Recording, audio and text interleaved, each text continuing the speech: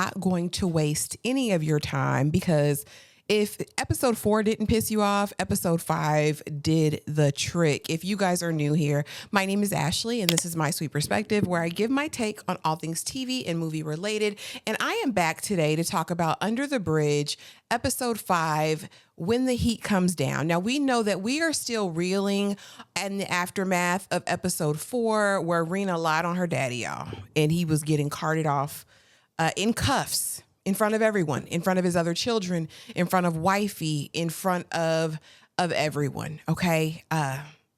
Diabolical work, nasty work on the part of both Reena and Josephine. But I'm saying it right now. Josephine was a criminal mastermind behind all of this tomfoolery. But let's go. So we actually see, as this episode opens up, Kelly's at the water. And we don't exactly see what she's doing in the water, but if we put 2 and 2 together, we know what's happening in the water. We see Reena's boots from afar off, and before Kelly leaves, she picks up them boots. Now we enter the girls' room at Seven Oaks, and basically Dusty is freaking out, and Kelly is just kind of rehashing everything. Yeah, I did it. I did it for us. You know, we're the best. And so Dusty starts freaking out. Joe is like, keep it together. And so in this moment, I'm wondering if this is a moment of redemption for Joe, right? Will she do the right thing, or will she follow Kelly's lead? And as always, Josephine disappoints me. Now we flash back 2 months before the events of present, right? And Daddy's in jail, locked up. They won't let him out. And Reena is in the foster home, right? And so fast forward now back to present day, Reena's funeral at Kingdom Hall, and Rebecca and the uncle introduces her to Suman and Dad. And basically, the uncle is like, hey, this is Rebecca. She's writing a book about Reena and the girls in the town. And Rebecca's like, yeah, Suman, is there anything you want me to know about Reena? And Suman said, I don't know who Reena was. Cold-blooded. But it was true. I mean, Reena had changed so much in such a short period of time, which, side note, is what I think is really important about this story. The idea that with the wrong influence, people can change, not just children, not just adolescents, but people can change in an instant. And if you don't nip it in the bud immediately, especially with your babies, it can result in traumatic events and tragedy, right? And so Rebecca and Cam have a little moment in the bathroom. And again, y'all, I don't like Rebecca. I just, her character is so unlikable. She still seems like she is about herself, even though, you know, they make some kind of arrangement and she is going to basically snitch. She's going to try to, you know, cozy up to Josephine and the girls because Cam knows that it happened out of this girls group, And so as they're leaving, Cam and her dad are leaving the funeral, you know, all of the press is there. And so they have an impromptu press conference. The dad is stumbling all over his words. And so Cam has to step in. And basically Cam is like, look, you know, we know it was the friend group. There's no doubt about it. There was a second altercation at another location. Anybody who knows anything about this needs to tell us. Otherwise, you guys are considered accessories, right? So light a match, light the fire under the people's feet to get a response. You know what I'm saying? Because that's what we need to do. Meanwhile, Kelly is on her bed eating daggone Chico sticks, okay? Watching the news, just completely unbothered, like a psychopath, like the psychopath that she is. And Cam and her dad are in the car, and, you know, Dad remembers Cam when he first got her. And basically, you know, you were so battered and bruised and, you know, what. And these cops have seen a lot of stuff. You know, you don't have to take, I guess, this lead role that you're trying to take. And my thing is like, she's getting the job done, Dad. Let Cam work. All right. Let her work. Meanwhile, we flash back 2 months ago. Reena feels bad. It's starting to get to her. And Josephine brings her some liquor, honey, and they have a little drunk fest and think up handshakes and gang signs for CMC, their little crew. That she's not really officially a part of.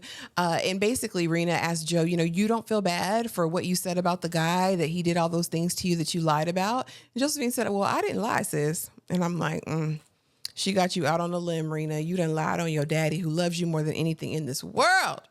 And she's out here just a mess. And again, this is where we kind of get more of a picture of Josephine's background, right? And so apparently she was abused and used to sit up and watch gangster mafia movies. Her abuser used to make her do that. And so that's why she thinks she's Gotti. Go figure. And so, after that, we fast forward to present day. And that was kind of my only gripe with this episode is that there was so much back and forth. Back and forth, back and forth, back and forth. Like, oh my goodness, can we just stay and finish out a story in the same timeline, right? But anyway, now we're current day and the Popo are at the school searching lockers and knocking down the dodo, okay?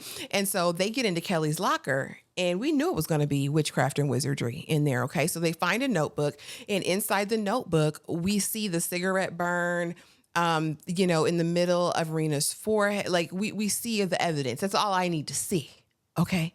That's all I need to see. And so, Cam is putting 2 and 2 together at the school and then we see the girls run out. The girls run out and who's there to pick them up but Rebecca? The accomplice to the nation. Y'all, I don't like her, whatever. Anyway, and she's like, do y'all have evidence? Let me, if you don't want to get caught, you need to come with me. And basically she's trying to dig for information. Do you have any evidence, anything with Reena's DNA? Because you can't have that. You can give it to me and I'll make sure that the police never get it. I'm going to my dad's who's across the, whatever, and I can get us ferry tickets. Kelly said, listen, we're going to need bread. We're going to have to go to Mexico, so we're going to need some money. She takes Rebecca's wallet and is like, $60, that's all you got? And she was like, yeah. She's like, yeah, that's not going to be enough. And so Kelly's like, I know where we can get some more money. Meanwhile, we rewind 2 months again, and, the dad is in court, I guess in his preliminary hearing, and it's basically like, I didn't do this, not guilty. I declined legal counsel. And so the judge, releases him on his own recognizance, but basically says that Suman is going to be the one that's responsible for him doing what he needs to do. And the judge says, but if he comes home, Reena can't. And, right next to her, Suman's mom is like, you have to go with your daughter. You have to go with your daughter. And Suman's like, I understand. And that heifer can't come because, listen, I don't know her. I believe my husband. I don't trust her. Okay. And so he gets released and he gets to go home. And, I'm thankful for that because it's just diabolical and awful what's happening. And so basically Kelly then takes Rebecca and the rest of them to the gang hideout, honey, knowing what a crazy and precarious situation it's going to put Rebecca in. But Rebecca deserves it because, girl, you are not the police. You do not need to be undercover trying to do anything. And honestly, I still don't trust her, right? And so they're there, and Warren G., who she had shown kindness to before, was like, listen, I know her. She's cool or whatever. I'll get her to drop with me, illicit DRUGs, okay? And so she goes ahead and trips with them. And my thing was like, girl, you could have just gotten your car and left. Meanwhile, Kelly takes the girls outside and she's like, look, this is the plan, because Kelly really, she's playing this out apparently, because she's like, we just need to divert them and then we can get away. That's really going to be the only way to get out of this. And so Warren G was there. I'm going to give him Warren G. As long as we snitch first, we'll be fine. And so she makes a call to the police. Of course, the police call and basically they say what they witnessed, right? So she says, it was Warren G. I saw him go there. Josephine, co-signs it, and Dusty reluctantly goes along with it. And my thing is, Dusty, come on, do better. And now Dusty is kind of, feeling the weight of everything now, right? And I just think that she's going to ultimately do the right thing. And I hope that's the case. And so now Warren G is in there with Rebecca and they're tripping. And Rebecca is having flashbacks of her brother, right? And I'm like, oh, here we go. We're going to go down memory lane. Still didn't really get any information about her brother at this point, other than we know that he passed tragically, right? Flashback again, Reena comes home for her clothes and dad is there. She's knocking on the door and he can't open the door. He said, I can't trust you. You know what I mean? What will you say now? She's like, I won't say anything. And he's like, I can't, and so she goes to smoke her cigarette. He puts some warm clothes out on the front doorstep because as a loving father, he still loved her. You know what I mean? As we get back to the group home, Reena's in there writing an apology letter to her dad. They've once again left her to go to a party. Dusty went along, honey, but they made Dusty do security. And again, this speaks to being a POC in these spaces. I'm just going to set it right there. They don't have no love for y'all. I said it. Not in this situation. And basically they told Dusty she couldn't be in CMC and neither could Reena. Dusty said, I went through Josephine's bag though, and I found the earrings. And so Dusty returns the earrings to Reena. And again, Reena is writing her apology and saying that she lied about everything, which she did and she needs to do. Next scene, we see Dusty is at her family, who turns out to be her sister. And she's like, I'll do anything to be able to come here and get out of the group home. Like, I can't be there anymore. And then we find out more about Dusty's background. Dusty done held a knife to that baby's throat, her niece. And so the sister had called the police because they had a protection order in place. And, Dusty's hurt even more because how could you call the popo on me? And who the arresting officer is? Ding, ding, ding, you got it, Cam. And so Cam comes and she picks up Dusty and gets some, fast food, takes her to the precinct and is like, look, Dusty, you can tell me the truth or you can tell a lie.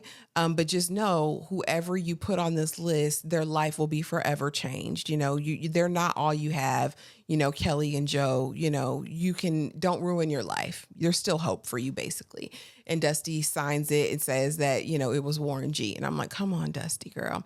Dusty's like, take me home, but drop me a block off. So of course, Josephine's outside, probably smoking a cigarette, and sees the police car go by, then sees Dusty and is like, okay, Dusty's snitching. We already know. Next scene, we see Warren G and Rebecca, honey, and they are still tripping. And they're talking about, do you ever think the world would be a better place without, you in it? And Rebecca's like, sometimes I wish I could trade places with my brother. I wish it was me. I wish I could experience what he's experiencing. And I'm like, oh my goodness. Then Warren G confesses to witnessing what happened again, because he was there, but we know Kelly did the dirty work. And so he basically tells everything. But again, Kelly has already snitched. So it's too little too late. We'll see. But I know that Cam has a good inclination that it was this girl group, and her hunch is spot on. And so now we're back at the house in the bathroom. Dusty's in the shower and Joe and Kelly are talking by the sink, and Kelly just keeps talking about it. And she's like, yeah, I put her head under and then I smoked a cigarette because then I knew she'd be gone. And I'm like, Joe is looking there kind of, shocked and in awe, a little bit disgusted, but she doesn't voice that. And Dusty here is in the shower and she can't handle it anymore, honey. She spazzes out. She whoops Kelly up and down real good one time, probably broke her nose. And so as she leaves out, gets escorted out by the group home coordinator, whoever, Joe is like, I think she's going to break. She's either going to talk to the police or she already has. Kelly, we need to take care of her. And Josephine, yeah, you deserve to go to jail right along with Kelly. You do, because if one hair on Dusty's head is harmed, I'm through with it. You guys, that's what I got for this episode. Overall thoughts. Like I said, I didn't like the pacing in terms of the continuous flashbacks and the back and forth. It was making my head spin. I need them just to tell us a story. If you're going to flashback, but get it all out. Let's not do this piecemeal so we forget what time we are in. But aside from that, again, the story is still really compelling. I was unsure after it was revealed so early that Kelly was the murderer, what they were going to do with the rest of these episodes, but it's still compelling. It's still a very interesting story. And I still think that they are showing respect to the story in the way that they're telling it. So again, if you're not watching it, go watch it, y'all. This was Under the Bridge, episode 5. And thank you guys so much for watching. If you haven't already, please be sure to like, comment, subscribe, and hit that notification bell. And I will see you guys in the next video. Bye.